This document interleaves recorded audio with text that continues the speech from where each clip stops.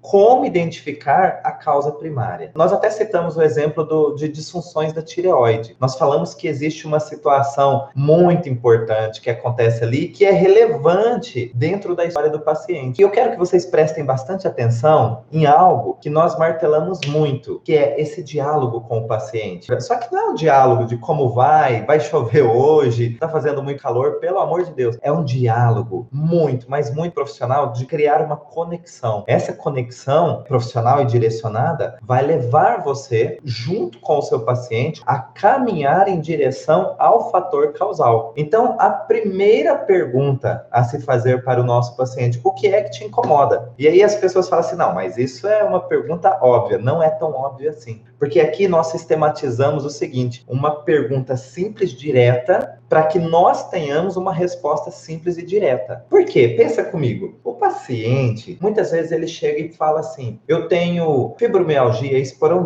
calcâneo, refluxo, eu tenho enxaqueca e eu tenho depressão. Ele tem 5 sintomas. Então, quando a gente faz essa pergunta, é justamente tentando já direcionar que nós queremos dar prioridade para aquilo que é o mais importante para ele naquele momento. Não que o terapeuta julga ser importante para ele. Ah, vou cuidar disso primeiro. Ah, você vai viver melhor sem tal sintoma. O que é prioridade para o nosso paciente? Por quê? Quando existe a possibilidade de você virar a página, resolver algo que é a prioridade dele, os outros sintomas perdem força. Muitas vezes, quando você consegue ter esse sucesso de resolver um sintoma que é prioridade, às vezes a lista cai sozinha. Porque imagine só, se você resolveu, você é paciente, você conseguiu virar a página daquilo que é o mais difícil para você, então as outras coisas se tornaram coisas simples, os outros sintomas ficaram simples. O que é que te incomoda? Refere apenas sintomas físicos? Valem dificuldades emocionais? Sim. Não. Procrastinação crônica? Não.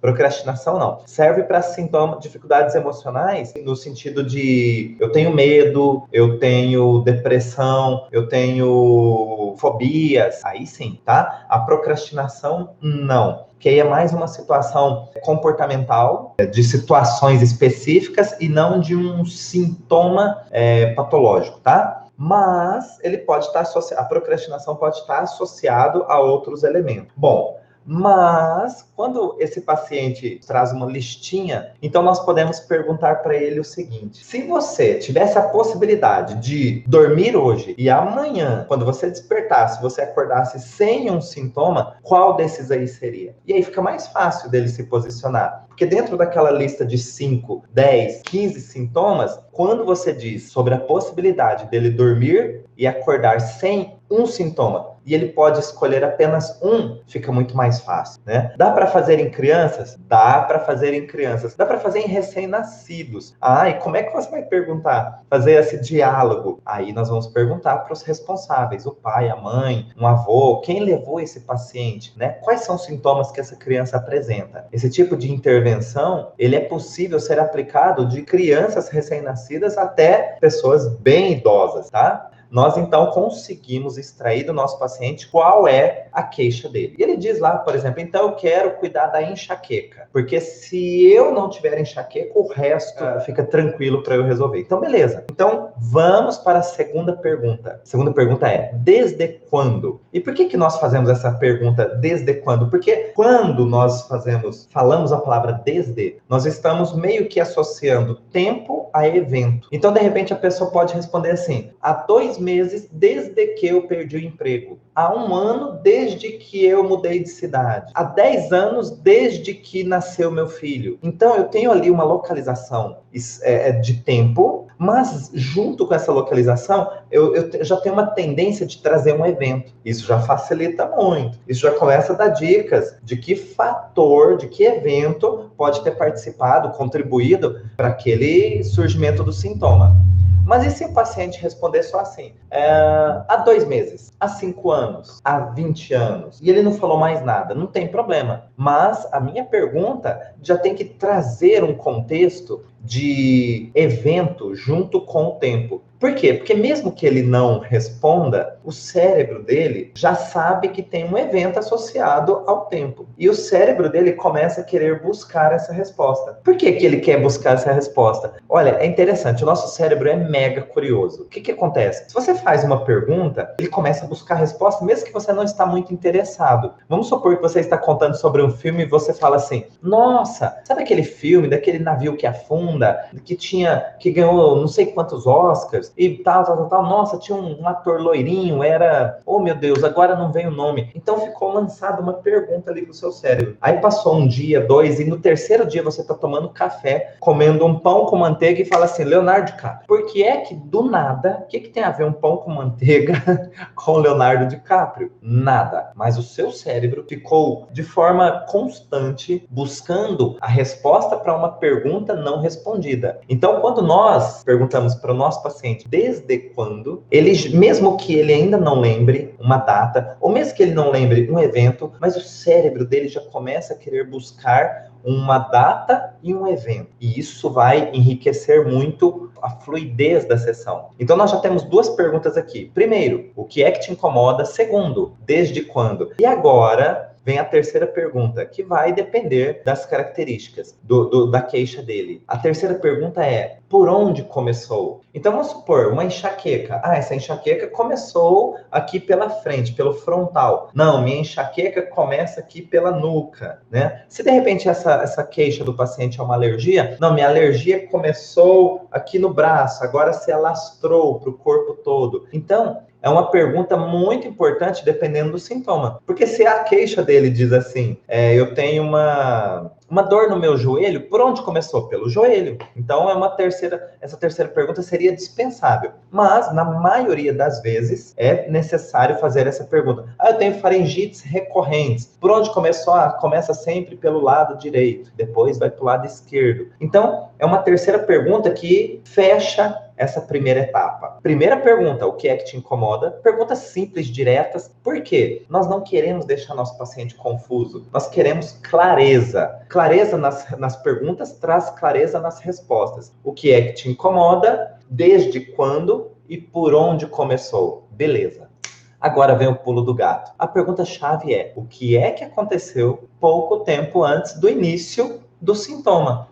Então, se ele disse que ele tem o sintoma há 2 meses, o que é que aconteceu de chocante pouco tempo antes? Então, o que aconteceu um pouquinho além de 2 meses atrás? Se ele fala para mim que o sintoma dele começou há 1 ano, o que é que aconteceu de chocante na história de vida dele pouco mais de 1 ano? Se ele fala há 20 anos atrás, o que aconteceu de chocante na história dele pouco mais de 20 anos atrás? Por quê? Porque sempre associado ao início de um sintoma existe uma situação chocante. Adailto, o que é chocante na sua linguagem? Chocante, no que a gente fala aqui, é uma situação com 3 Is. Impactante, inesperada e vivida em isolamento. Impactante porque é um choque, é algo muito forte para você. Mexe com a sua razão, mexe com a sua emoção, mexe com a sua sensação, mexe com você de uma maneira incrível. Impactante é isso. Inesperada. Inesperada porque te pegou de surpresa. É como uma bomba que cai no teu colo. Eu já vou dar um exemplo. E vivida em isolamento. Por quê? Porque mesmo que você esteja no meio de pessoas, a sensação que você tem é que naquele momento ninguém vai poder te ajudar. Ninguém vai poder aliviar aquele momento chocante. Então, impactante, inesperado e vivido em isolamento. Vou dar um exemplo. Todo mundo tem ou deveria ter 2 avós. Então, vamos supor que você tem um avô que é fumante. Os 2 são fumantes, aliás. Um deles foi diagnosticado com uma doença pulmonar gravíssima.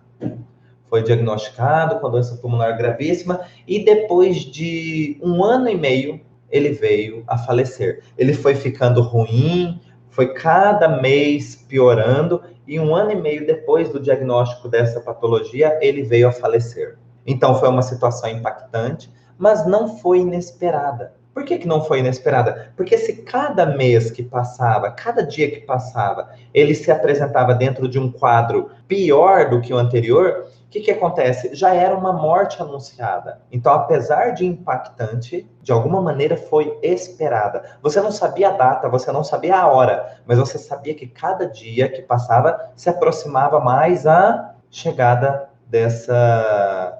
do avanço da doença e ele não resistiria. Agora, o seu outro avô, ele também fumava e ele estava lá, tudo bem, tossia, mas não tinha nada de grave. Foi atravessar a rua para comprar cigarro, não viu uma moto que vinha na rua e ele foi atropelado, bateu a cabeça no chão, morreu na hora. Então nós temos aí uma situação impactante e inesperada e também vivida em isolamento. Naquele momento, ninguém pode ajudar porque já aconteceu o pior. Mesmo que chegue parente, mesmo é difícil que apareça alguém que possa te amparar o suficiente para você não sentir dor daquela perda. Então você pode até receber um abraço, um consolo de alguém ali naquele momento, mas isso não será o suficiente para te livrar do choque. Então entende que nós temos aí uma situação impactante, inesperada e vivida em isolamento? Eu dei 2 exemplos para vocês realmente perceberem o que é esse choque que eu cito aqui. Eu vou dar até o exemplo de um paciente que eu atendi em Campinas. Eu tinha uma paciente que ela estava com queda de cabelo. Queda de cabelo, e ela já tinha feito vários tratamentos. E ela falou assim, olha, essa queda de cabelo vem há 1 ano atrás, desde que eu perdi meu pai. E já tratei disso, e já cuidei dessa história, mas não surte nenhum efeito.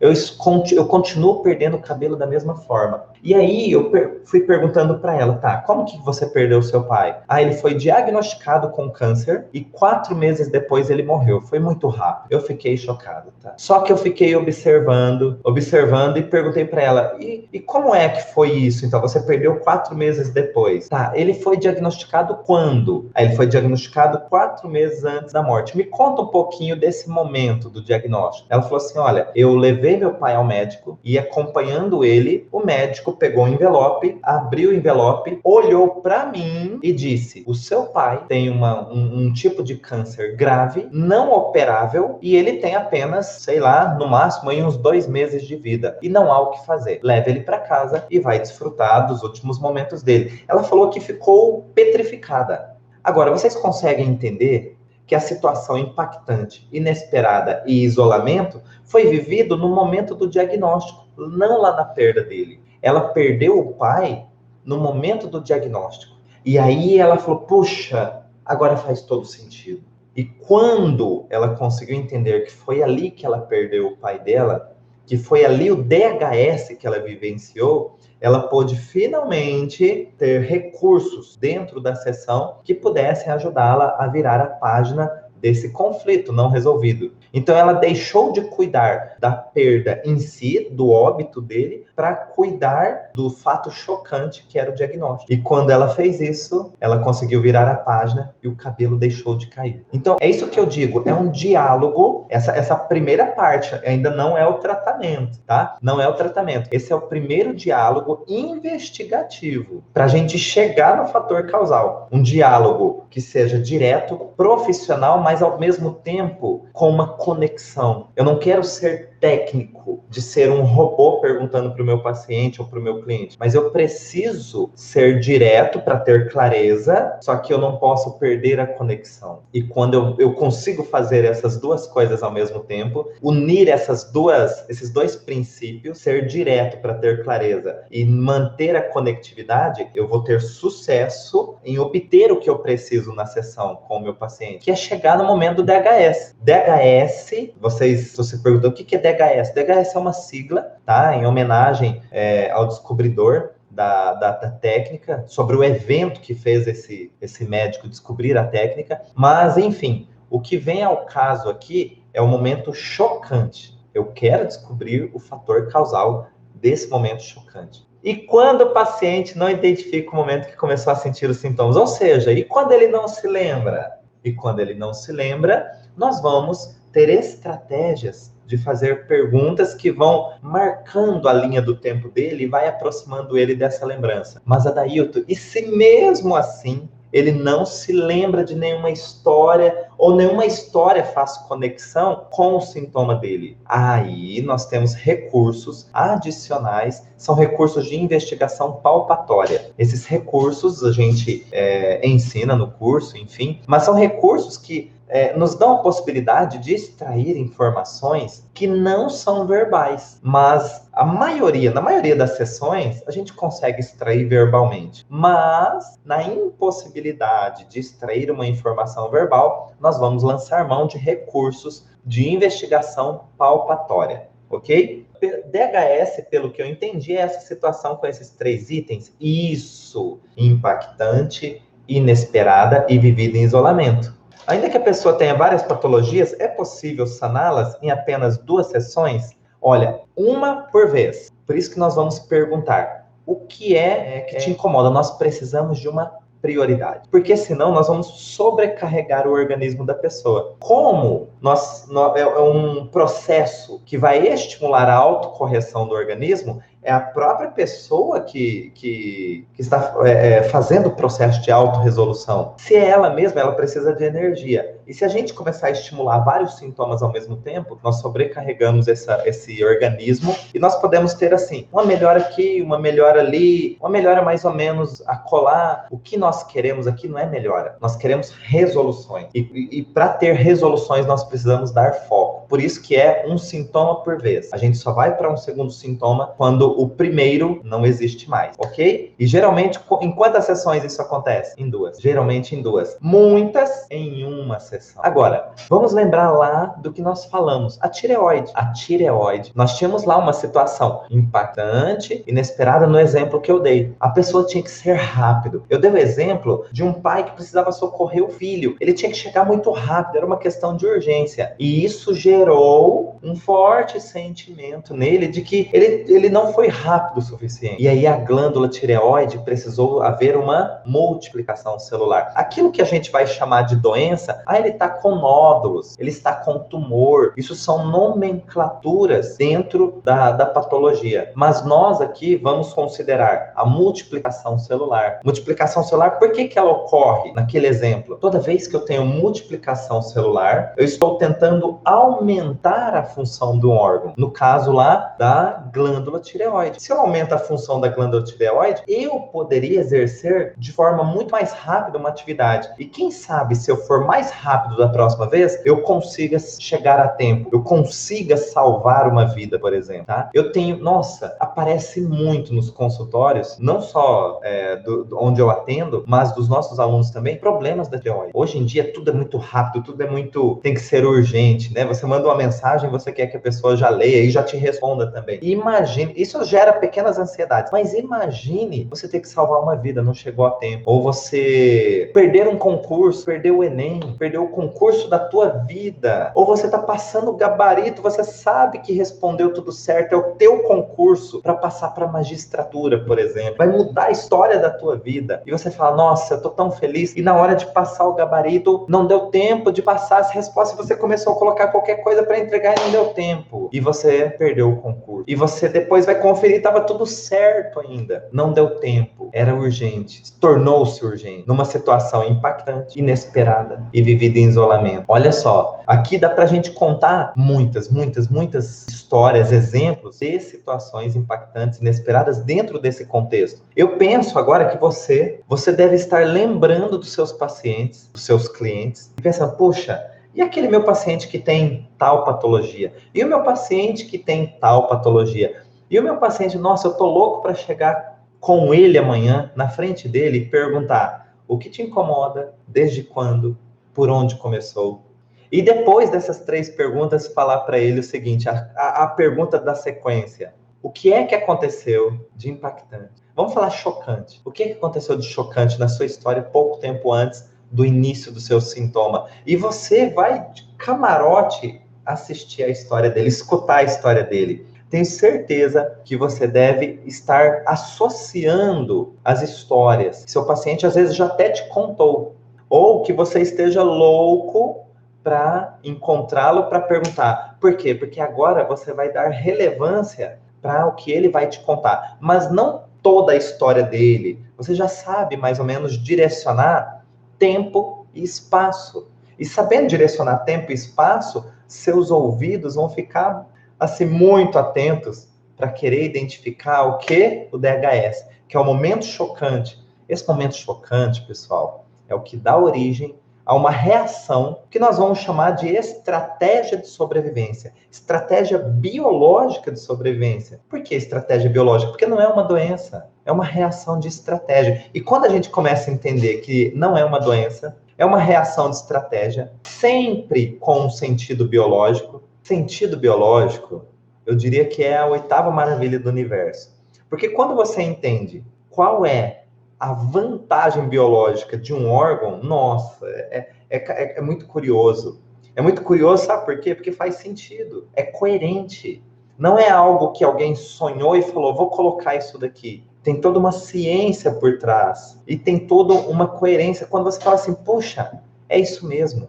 Eu estou escutando meu paciente e a história que ele está contando casa com a reação do órgão. Ou seja, com o sentido biológico do órgão. E como eu disse lá sobre a tireoide, o que seria chamado de nódulo é uma multiplicação celular na tentativa de aumentar a função. É até poético. Então, tudo isso que eu estou contando para vocês, a gente vive dentro do consultório e quando termina o dia, você fala assim, puxa, muito obrigado por ter ajudado todas essas pessoas. Você sai muito preenchido de satisfação pela ajuda coerente que você dá, e você fica torcendo para chegar ao dia seguinte, para justamente você conseguir ter a clareza e ajudar mais pessoas. Olha só como tudo começou. Toda essa descoberta, ela não foi sonhada, ela foi vivida. O Dr. Hammer é um médico alemão. E ele, como sendo médico alemão, ele conhecia a si mesmo, ele conhecia os seus pacientes, ele trabalhava no setor de oncologia. Olha só, ele lidava com cânceres todos os dias, de todos os tipos. Como é que tudo começou? O filho do Hammer, um dos filhos dele, acabou morrendo por uma bala perdida. Então, eu não vou entrar agora em detalhes desta história, porque nós não temos muito tempo aqui, mas deixa eu resumir. O Dr. Hammer perdeu um filho por uma bala perdida. Então, encaixa-se numa situação impactante, inesperada e vivida em isolamento. Agora, olha só o que aconteceu na sequência desse evento dramático. Ele desenvolveu câncer nos testículos. E a esposa dele desenvolveu câncer de ovário. Aí ele mesmo parou e pensou assim, falou, não pode ser coincidência os meus órgãos reprodutores, os nossos órgãos reprodutores, meus testículos, os ovários, né, que são órgãos equivalentes, os ovários da minha esposa, meus testículos, terem desenvolvido câncer. São órgãos que poderiam dar a vida a um novo filho. Como é? Ele falou, puxa, não, tem alguma coisa que não pode ser coincidência aí nessa história. E ele conhecia logicamente, sendo médico, conhecia a própria história, a própria saúde. E ele falou, não, isso daí não veio do nada. Não apareceu repentinamente do nada.